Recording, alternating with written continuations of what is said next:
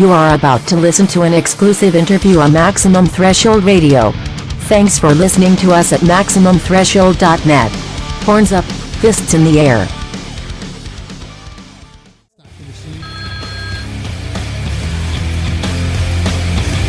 Maximum Threshold, you're on the air. Yeah, this is Chad. Chad, what's up, buddy?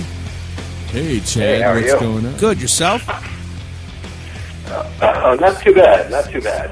Having a nice Saturday off. Nice. You're off, nothing going on, huh? You're all done, all wrapped up and getting ready to hit the road, right, bro? Yes, and it's quickly approaching, so... Let everybody know, when is the EP officially hitting the streets? The EP is officially released on July 23rd, 2013. It's a Tuesday, as most releases come out on a Tuesday. Right. And if you... Here's where I go into the spiel. Ready? Sure. All right, here we go. Wait, hold on. Let's give you a drum roll. If you go to headcharge.com and pre-order it, you get a link for a digital download that you'll get a week early, so you'll actually get it July 16th. And then we have some packages in there, CD, physical CD, and T-shirt, and poster, and some other stuff. So Cool. you can take a look there. Now, Chad, in between the long hiatus you guys had, and we'll get into that, did you guys keep in contact, all of you, or did you guys all go your separate ways, and then you kind of just came back together and said, fuck, man, we're getting the band back together, man, like Jake and Elwood did, or... No, the phrase "we're getting the band back together" was definitely joked about. When we kind of took that break,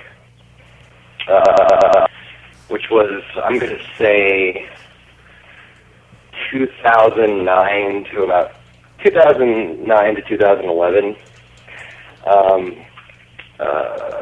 Nobody was really talking to each other. I think I talked to Justin kind of here and there. Justin Fowler, our keyboard player.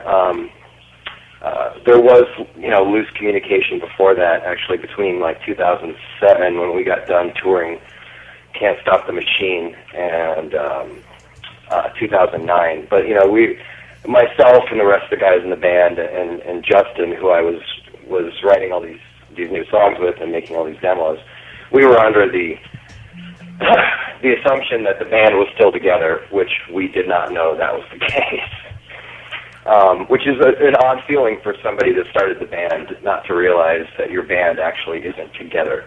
Cameron had kind of a different agenda at that point, and we weren't aware of that, So we kept pumping out songs and pumping out demos and not really getting any word back, and so that's why eventually, 2009, I just pulled the plug. There was nothing left. The shelves were empty. So, not a lot of communication, honestly. We all live in separate states.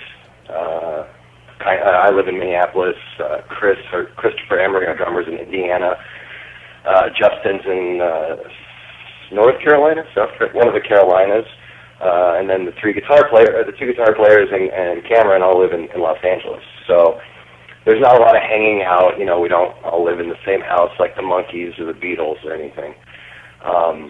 But we're obviously all on speaking terms at this point and communicating and whatnot. So you guys weren't using the break to like look each other, to beat the shit out of each other if you saw each other or anything like that? It didn't get that bad? No, we're definitely not. We're definitely not Cold Chamber-esque, or White Zombie-esque in that sense where we all fucking hate each other. I can swear, right? Yeah, you're cool. Oh, yeah. No, you can't. You just can't. You can't say cunty McShitballs. That's the only thing where we draw the line. You can't say that word. Yes. Okay.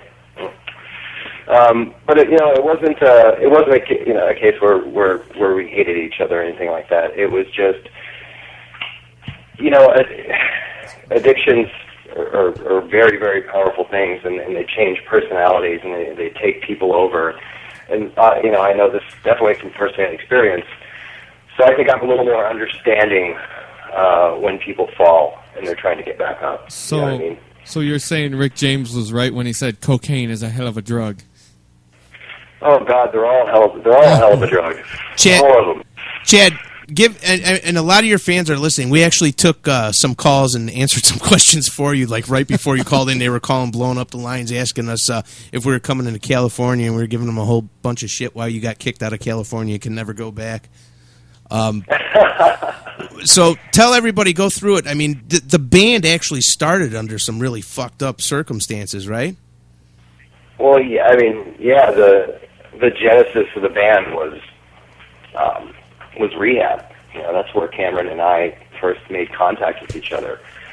So right there, you've got two pretty fucked up people deciding that they're going to like rope a bunch of other people into the game and try to put a band together and go play music. And it was, I wouldn't say a pipe dream, but it was infancy stages when we first met. I mean, I had been a musician since I was 6 years old is when I started playing guitar. And that's what I do. There's never been a backup plan or a plan B or maybe I'll go to college and none of that. It was always just music. And so when I moved from Los Angeles to Minneapolis, being a netted, tranquilized, and shipped to Minneapolis to go to rehab, I knew that I was going to start another band, and I happened upon Cameron, and that's kind of how everything started. So, now that you guys are back together, what are you going to do to commemorate the passing of Doink the Clown? I feel like I should probably be more up on this. I'm seeing this stuff on Facebook, and I'm kind of recently back on Facebook. I had a kind of a 6-month sabbatical from that. But I feel like I should know more about this guy, and he's apparently a wrestler. I guess that's what's going on. You are correct, sir. I got nothing for you, man. That's all right. No comment. So, would you? We have a question coming from Beavis in the chat room, who's a huge fan of yours. Oh yeah, he is. He wants to know if you had to do one of these things. Would you rather ride shotgun with Vince Neil to the liquor store, ride shotgun anywhere with Lindsay Lohan, or ride shotgun on a golf cart with Wild Mick Brown? Damn. While wearing a officially licensed Man-O-War fur loincloth. And Devo hat. Damn. Man-O-War loincloth? Wow. I'm dating myself, but I know exactly what you're talking about. And the Devo flower pot hat, huh? Yep. I'd probably Lindsay Lohan, because it would just be better for my career in general. Absolutely. Dude, at one point she was really hot. Wow. Like, you could at least... She was pretty there for a while before she got all strung out and crazy. Yeah, fire crotch. She didn't look bad when she was naked and machete. That was pretty. Yeah. I remember that. I didn't mind that part. I wonder if she's got the bright pink lips, asshole, like a ginger. She bleaches because she's a redhead. And I wonder if she's got that, like Paul Stanley. Yeah. So she's but got so like Casper. There are many variations of redhead now. Yeah. So, but one can only hope, I suppose. Yeah, like she's got a nice, tight, pink butthole that needs tongue punches. All right, keep talking, but go slower. Okay. So when you're out in California? Minneapolis. No, I'm actually in Minneapolis right now. So while you were wearing that loincloth, did you ever think about doing a Prince tribute band? I think I'm one of like 4 people that live in this state that doesn't like Prince. This city has a very, very odd stranglehold on any kind of on any music that really thrust Minneapolis into the spotlight, and it's like very like I said, it's a death grip. If you open the weekly paper here, the weekly rag, it's about a 10 out of 10 chance that you'll read something about either the Replacements, the Rhymesayers, Husker Du, Prince, Bob Dylan, you know, and it kind of just gets cycled out every week. It's kind of amazing how long they can hold on to things here. No more stay in the motherfucking and time. I'm really not trying to discount musical history here for this state or this city, but it is kind of amazing every week to see certain musicians mentioned in articles that have literally nothing to do with them. I really feel like sometimes it's a grasp to say, "Hey, look, we're viable too," you know. So yeah, I appreciate Prince, and I'm definitely the kind of musician that appreciates talent, just not really personally into his music very much. So you're more of a Morris Day in the motherfucking Time fan. If I had to choose, yeah. Because he did have that creepy mustache, right?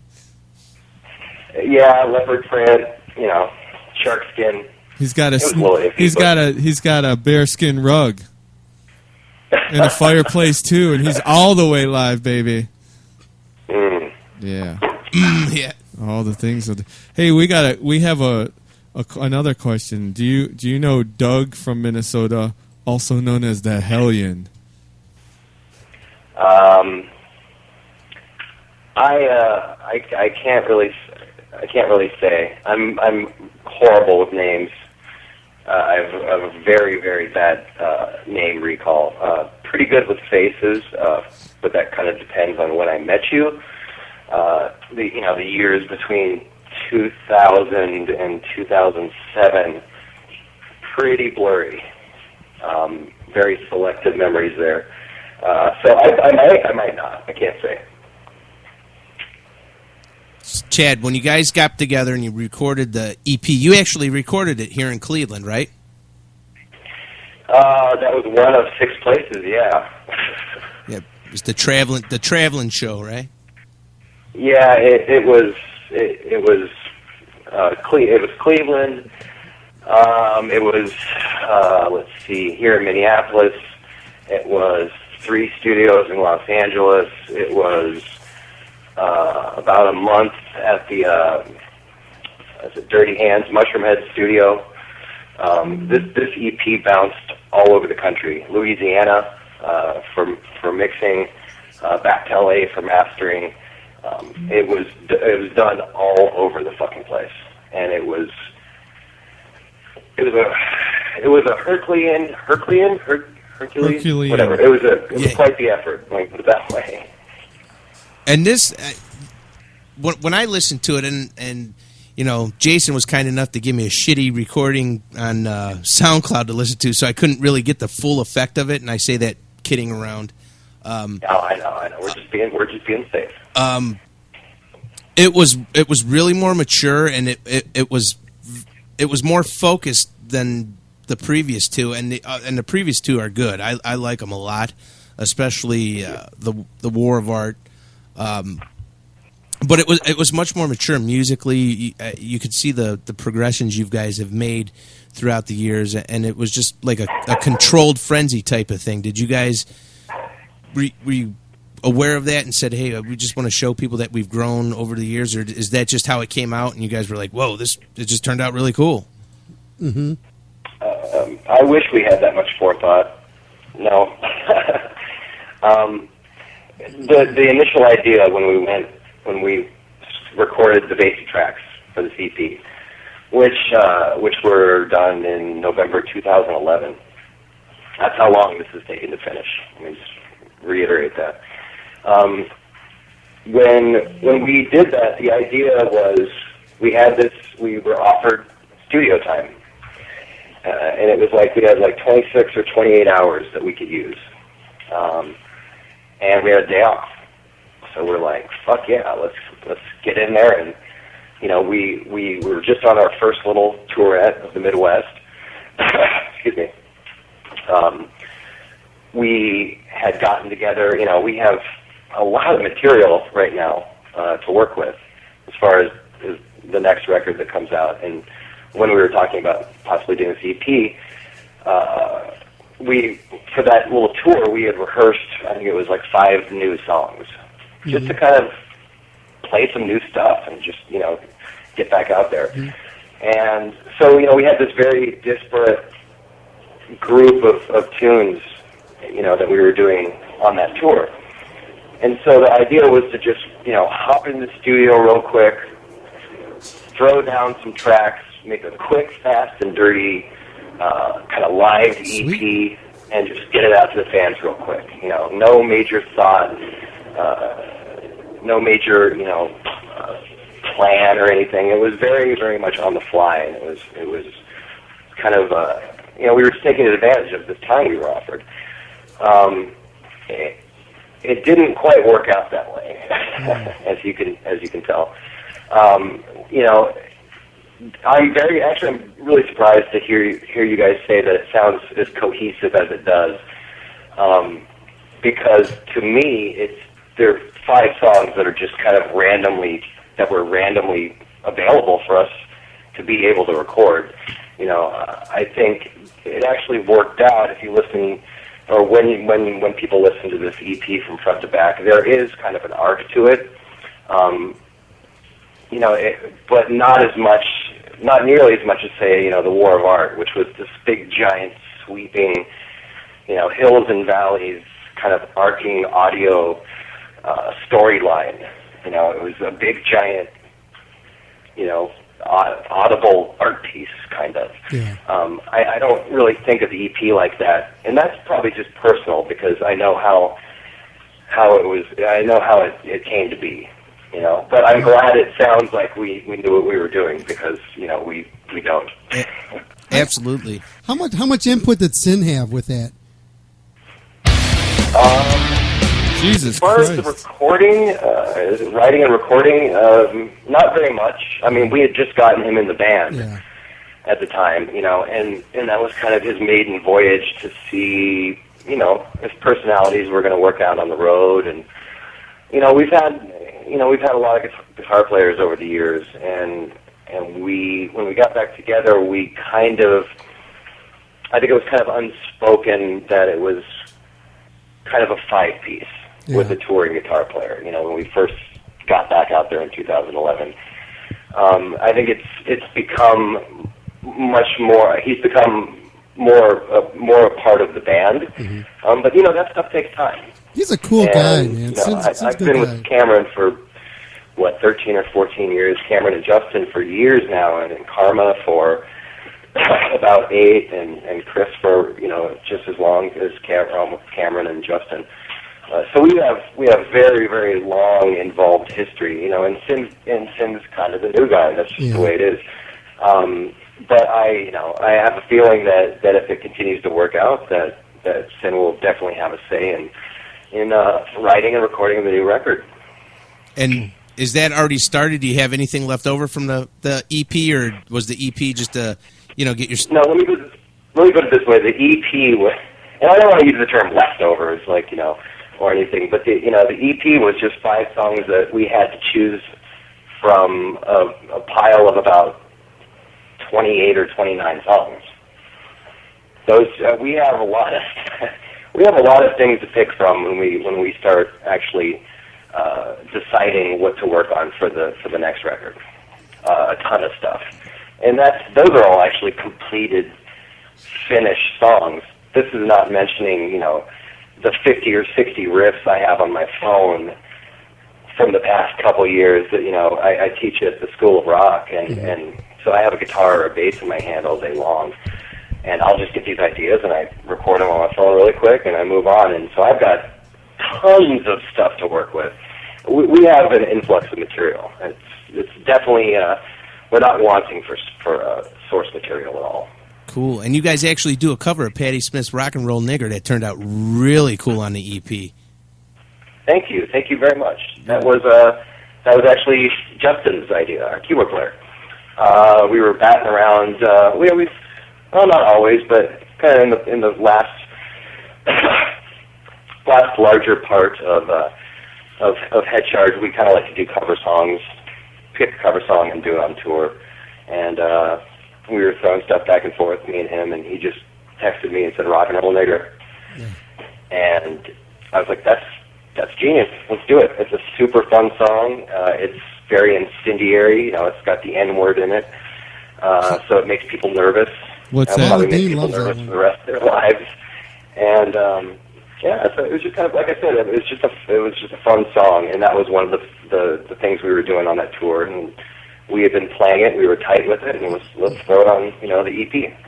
I have a So we didn't stray really super far. We didn't try to do some like weird industrial remix of a Patti Smith song. We stayed pretty true to it, but it's an awesome song. There's not much you can really do with it. Gotcha. I got a question here from area code 765. They didn't give me no name. They just said, what direction lyrically do you see American Head Charge taking in the future? Lyrically? Is that what you Yes. said? Yes. God, I don't know. Probably just, we're not, a message band. I think people kind of have figured that out by now. We don't champion any causes or rally against anything, specific. American Head Charge lyrics tend to be pretty ambiguous, kind of nebulous. Yeah, you can pull 4 different meanings out of a line, which is something that I really like about us. And I like how Cameron writes like that, and I write the same way.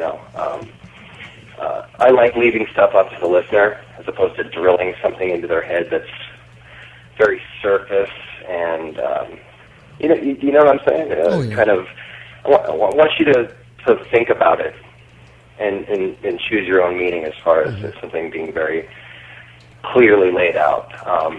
So you'll probably get more of the same. I guess I could answer the question like that. Gotcha. I got another question here from DMT in Iowa, also known as DVT, saying, how many songs are we looking at on Shoot? And any, you just answered the question about any covers. Shoot's 5 songs. It's an EP, 5 songs. It's about half a record.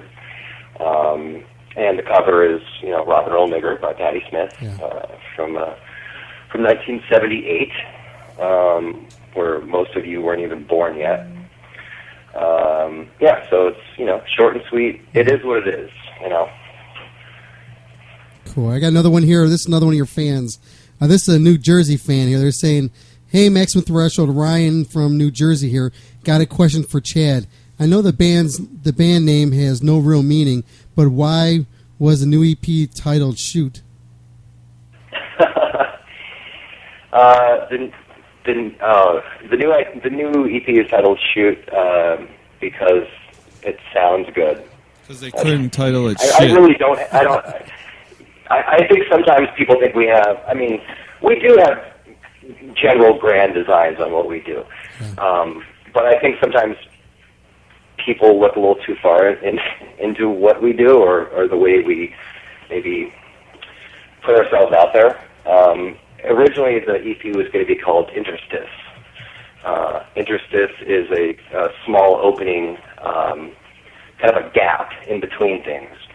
And the idea was it did actually kind of relate to our very, very spotty record career.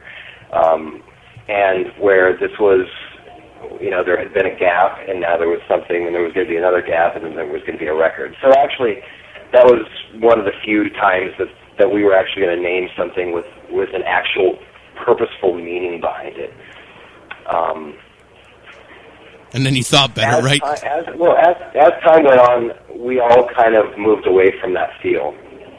And it actually, the reason we started to talk about the name change was it became so frustrating not to be able to get this EP done correctly. It was bouncing from studio to studio, and the mixes, weren't right. They weren't what we were looking for. And it was just this, we were beating our head against the wall, and I jokingly sent an email out to everyone that said, I just want to name this EP Jesus fucking Christ. It was beyond annoying. I don't even know how to put it. It was banging a head against the wall. It's a pretty good analogy. So Justin shot back to me with Shoot. And I said, that's fucking awesome, without really much thought. And I kind of quickly sent that out to everybody, and everybody said, yep, that's good. And so there you have why it's called Shoot. There's absolutely no reason other than just kind of sounds cool. Cool. All right, Chad. But I mean, you can look. I mean, if you want to look for meaning, I mean, shoot dope, shoot guns. I mean, it all kind of travels back to us in some way, shape, or form. But yeah, it's pretty simple. It's just kind of a short EP, short name. Shoot a hot, steamy load all over Dom's man titties. Oops, did I say that out loud? Bologna. Did I say that out loud? I didn't hear you. Actually, he's Italian, so it would be prosciutto. Prosciutto. Or Oh, capicola. that's horrible. Capicola. Gabagool. So is when you were out in California in rehab, did you see Rodrigo, Paul's manservant? I heard that Paul sent him to rehab years and years and years ago. Paul Stanley. Oh yeah. Paul Stanley. Oh, I didn't know he ever had a problem with anything. No, his manservant Rodrigo did. Oh, his manservant. Yes. No, I was actually in detox one time with. I know you're not supposed to call people out, but I don't know what happened to this chick. I was in detox with Casey Nicole, which was Perry Farrell's wife from Jane's Addiction. Nice. And I thought I was doing bad, man. Whew. She was not doing well. Somebody's always got it worse than you do, man. Say again? Somebody's always got it worse than you do. Yeah. And I'm not sure if heroin's a hell of a drug. Heroin's a hell of a drug. Oh yeah. We sound better. Actually, and then and to name drop one other, I was told this that when I came out here to go to rehab to Minneapolis, and I was at the largest treatment facility here in this state, one of the top 2 in the country. I was apparently in Lane Staley's bed, which I thought was interesting. Better than his couch. Yeah, this fucking cat eating you. Yeah, I was gonna say his casket. That would probably be a bad place to be. Isn't rehab for quitters? Let's be honest. If it works, fuck, it took me forever, man. It ain't when you finish; it's as long as you do finish. Yeah, it's like a marathon. I mean, I was in and out from for probably 15 years, and now I'm looking at about 6.5 years of having my fucking head on straight. So good for you. Yeah, it's for quitters if you can actually quit. So what's the worst thing you've ever done for drugs? Did you ever bleach Paul Stanley's asshole? No, I would have. I absolutely would have. That would have been a great story. I would have done it with a fucking smile on my face. I never did any kind of weird sexual stuff, for drugs. I never prostituted myself or anything like that. Although, I was hanging out with Spanish transvestites on Santa Monica Boulevard there, stealing everything that wasn't painted or nailed down for a couple of years. But I had a full span there of time in the early '90s where I was breaking into houses that were earthquake damaged from the big earthquake. Nice. And breaking into stores, kind of burglary kind of stuff. I was definitely not a good guy. So, are you clean, or do you still smoke the Chiba and drink, or are you like completely sober, or are you Hollywood sober? I have my own way of doing things. I'm not AA sober or anything like that. That never really took with me that kind of group mentality, and I will not say anything bad about it, because anything that helps somebody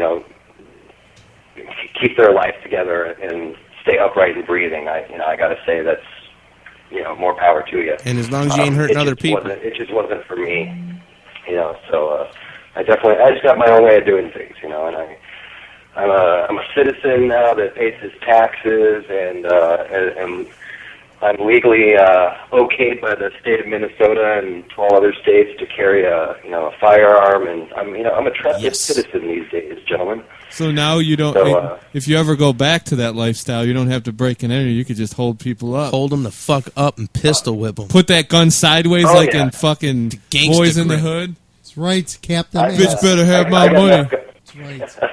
I got enough guns for you guys too, if you want to help me out. Yeah, we're down, man. We got nothing going on. Right. We're silly. Do you have any zebra striped guns for Dom and his baloney tits? Zebras? No, I don't have any pink guns either. Good. Pink guns are for pussies. Hey, we're supposed I don't to know ask. if I can say that with a pink 45, pointed in my face. But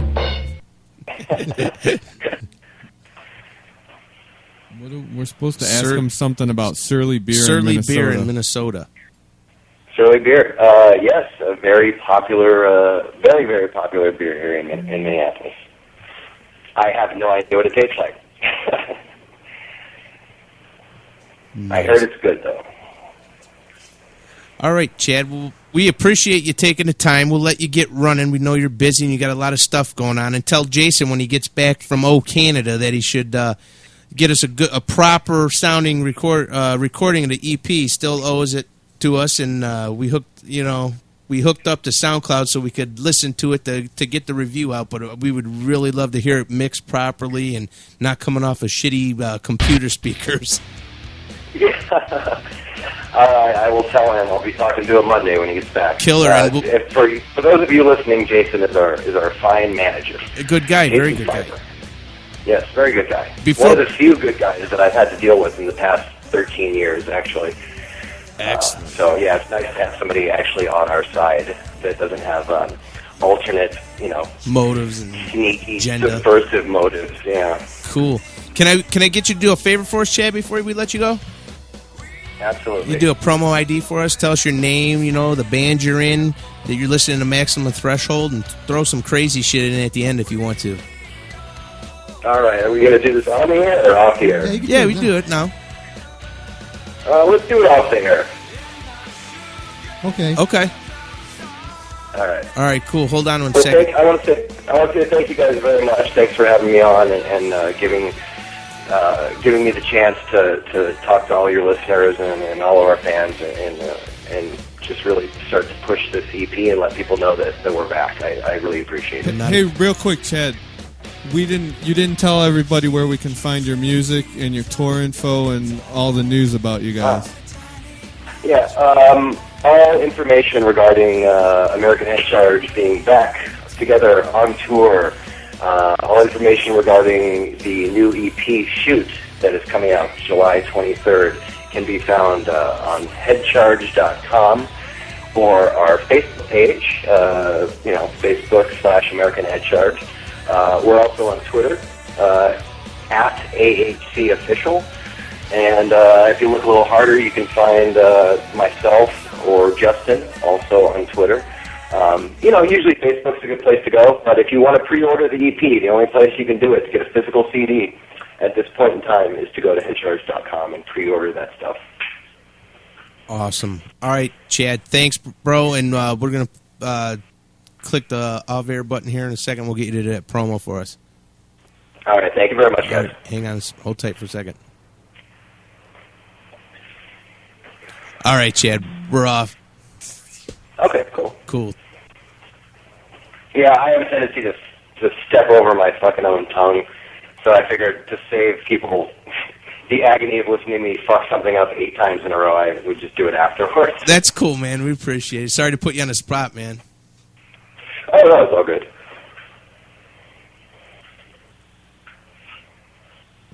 Ready? Yep. All right, go ahead whenever you're ready. Hi, this is Chad Hanks from American Head Charge, and you are listening to Maximum Threshold Radio. Something. I'll get something there. Hold on. No, that was good. Well, let's just, you know what? Let's just stay right there. That was good. That's good. Sounds good. That's classic. It's classy, not classic. Okay. classic makes me sound old like I am. Unless you want to talk about Paul Stanley's bleached asshole. I mean, Hey, you know what? Give me one more. do it. All right. Hit it, Here we go. CC. All right, we're ready. Hi, this is Chad. Say good? Yeah. All right. Sorry, we're ready. All right. Here we go. Hi, this is Chad from American Head Charge, and when I'm not trying to bleach Paul Stanley's asshole, I'm listening to Maximum Threshold. Well played, That sir. was perfect. Bravo. There you go. Awesome.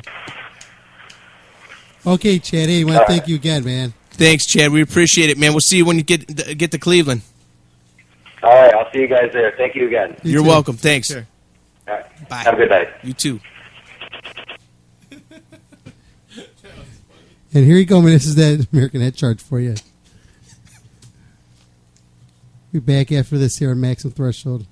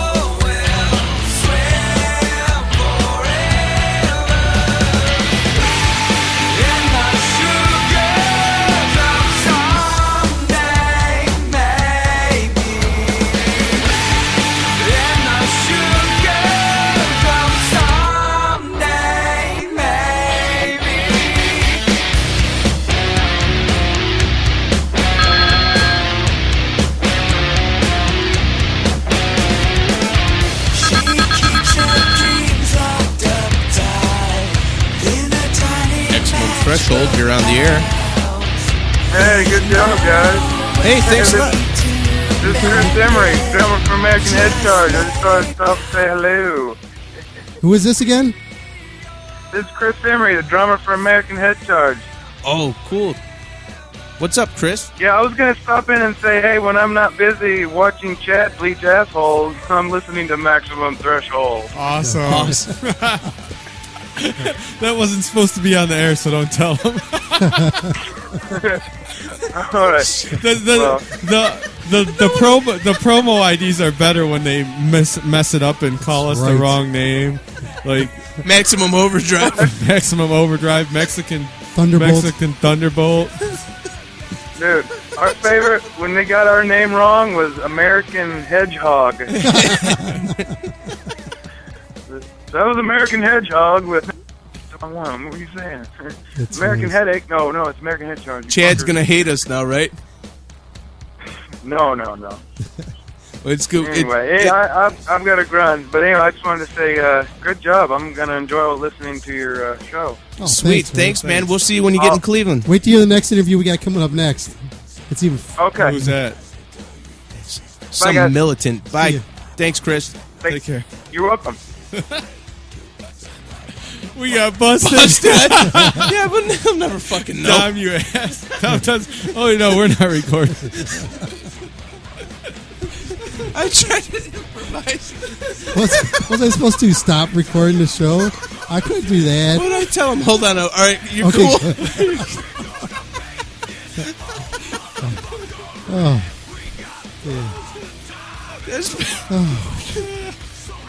This American Head. There, Danielle, yeah, I wish they would. there goes our chance to see him in Cleveland.